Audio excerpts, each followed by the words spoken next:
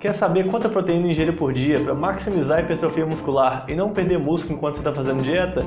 Então vamos lá! Fala galera, beleza? Se você é novo aqui no canal, meu nome é Lucas Manuel, cientista, e esse é o nosso segundo vídeo da série Nutrição para Musculação, em que eu vou falar sobre proteína, principalmente quanto ingerir por dia. Vamos começar por esse estudo, é uma meta-análise, um estudo de estudos, ele pegou 49 estudos diferentes, mais de 1.800 participantes para encontrar a resposta para essa pergunta: quanta proteína ingerir para maximizar a hipertrofia muscular? E nele a gente encontra que o necessário é 1,6 gramas de proteína por quilo de peso por dia. Isso quer dizer que se você pesa 80 quilos, seria 128 gramas de proteína por dia. Agora esse estudo também dá uma margem de erro, então é 1,6 mais ou menos 0,6. Então, se você quer ter certeza absoluta, seria 2,2. No caso de 80 quilos, seria 176 gramas de proteína. Agora, o efeito da proteína é relativamente pequeno. Esse estudo aí foram mais de 1.800 pessoas, por isso que foi possível encontrar esse benefício na proteína.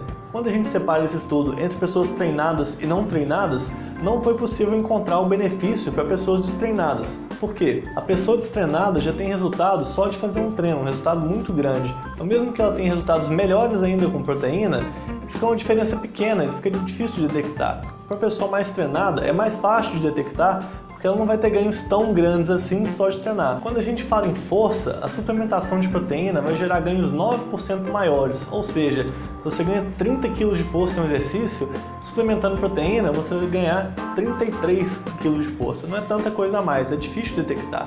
Quando a gente fala em massa muscular, a diferença já é um pouco mais significativa, porque a força tem diversas coisas que contribuem para ela, a massa muscular nem tanto. Na média desses estudos, ao longo de 13 semanas, o que se conseguiu foi 1,1 kg de músculo. E com a suplementação de proteína, isso aumentou em 0,3 kg, ou seja, 27%. Quer dizer que se você suplementa com proteína, você vai ganhar 100 gramas a mais de músculo por mês, mais ou menos, algo nessa faixa. Além desse benefício mais acentuado para as populações treinadas, como eu falei anteriormente, também tem um benefício mais acentuado para as populações jovens, de acordo com essa meta-análise. Só que ela tem uma limitação. Quando a gente fala em populações idosas, tem um fenômeno que a gente chama de resistência anabólica, o que significa que eles precisam de ingerir mais proteína para ter o mesmo resultado. E os estudos que usaram idosos nesse caso não tinham uma dosagem adequada, então muitas vezes você pode ter ingestão de proteína sem ter a maximização da síntese proteica muscular. Então esse efeito que o estudo encontrou de que a suplementação proteica é mais efetiva para populações jovens, talvez não seja verdade. Talvez na verdade os idosos precisem ainda mais de proteína, por isso que não deu certo. Mas esse assunto de doses de proteína por refeição vai ficar para um próximo vídeo. Então beleza, o principal é isso, é 1,6 gramas, mais ou menos 0,6 por quilo de peso por dia. Agora, por que a gente não usa, ao invés de peso de massa magra, que é o que algumas pessoas gostam de fazer? A gente tem dois problemas principais em usar massa magra para dosagem de proteína. Primeiro é que a maioria dos estudos não usa massa magra, então os dados que a gente tem da ciência estão ligados ao peso do corpo e não ao peso da massa magra. Então a gente vai ter que se basear em evidência pior, porque não tem essa evidência disponível. A outra coisa é que a massa magra é difícil de se medir, é uma estimativa a mais, é um erro a mais. Então é muito mais fácil a gente medir o nosso peso, que é só subir na balança, do que além de ter que subir na balança e ver o nosso peso, estimar também o percentual de gordura e outra fonte de erro. Então nesse caso a gente vai usar a evidência que a gente tem disponível, que é a dosagem de proteína baseada no seu peso corporal. Agora essa meta-análise estava limitada a populações que estavam mantendo peso ou ganhando peso. Ela não foi feita com estudos que tinham populações perdendo peso. E para esse caso, será que é diferente? Quando a gente está num déficit energético, a nossa síntese proteica muscular, que é o quanto que a gente produz de proteína para virar músculo, diminui. Isso faz sentido porque a gente não tem energia para ficar construindo músculo. E com isso, a nossa necessidade de proteína no dia diminuiria também. Só que por outro lado, a gente tem a queda de proteína muscular, que é algo que não é tão bem estudado.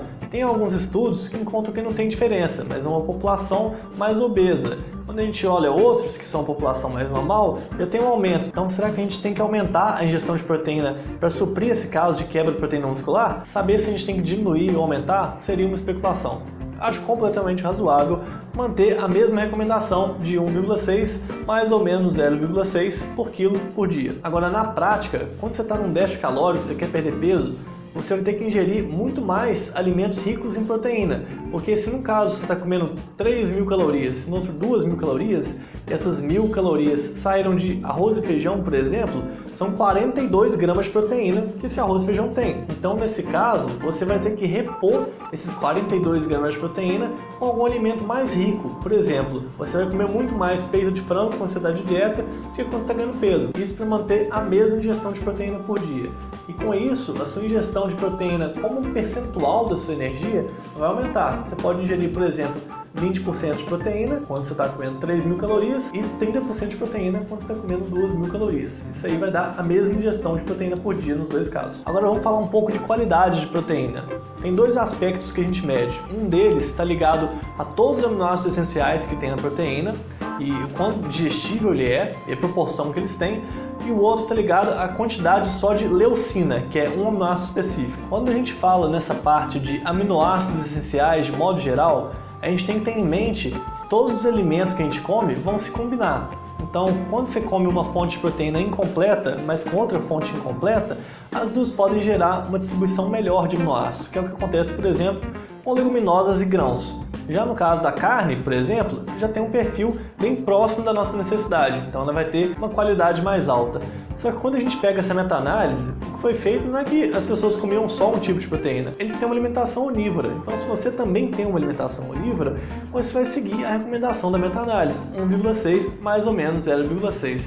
Se você tem uma dieta que está mais próxima do veganismo, que seriam proteínas com qualidade menor ou com uma concentração de leucina menor, aí já é mais interessante que você tenha uma ingestão um pouco maior. A recomendação para veganos é que você tenha uma ingestão de 2,3 gramas de proteína por quilo por dia, com uma distribuição boa. Então seria algo em torno de 50% de leguminosas, 25% de grãos, 25% de sementes. Essa minha recomendação é muito sensata, porque olha bem, você precisou de 1.800 pessoas para encontrar um efeito sobre proteína. Quantas pessoas você acha que você vai precisar para encontrar um efeito significativo comparando duas fontes de proteína diferentes? Eu poderia te mostrar diversos estudos comparando whey, ervilha, arroz, ovo, mas isso aí não quer dizer nada, porque tem uns estudos que vão encontrar uma coisa, outros vão encontrar outra e não tem nada muito consistente. Eu falei também em leucina. Nesse gráfico aqui tem a diferença entre uma ingestão ótima de leucina na síntese proteica muscular, mas eu vou me aprofundar mais nesse assunto no próximo vídeo. Agora, se proteína é só um monte de aminoácidos, por que eu não tomo os aminoácidos de uma vez? Por que eu não tomo BCA, por exemplo?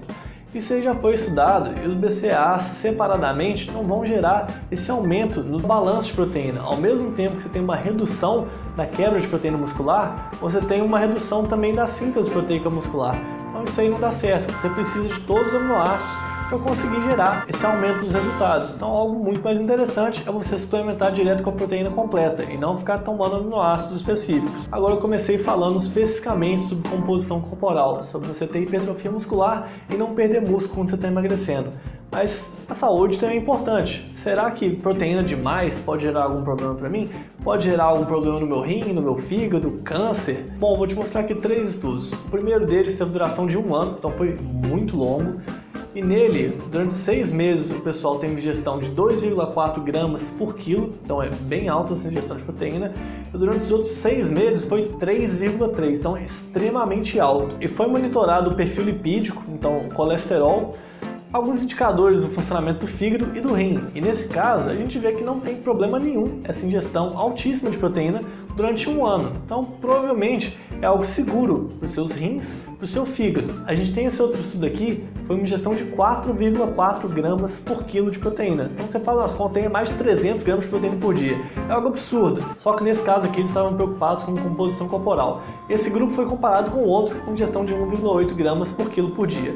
A gente vê que não teve diferença entre os dois. Então, não tem necessidade também de a gente ingerir proteína demais. E por fim, tem esse estudo olhando a influência da ingestão de proteína na mortalidade. Foi feito durante 16 anos com 500 mil de americanos e não foi encontrado que a ingestão de proteína animal tem qualquer relação com mortalidade. Já no caso de proteína vegetal, foi encontrado que tem uma relação negativa.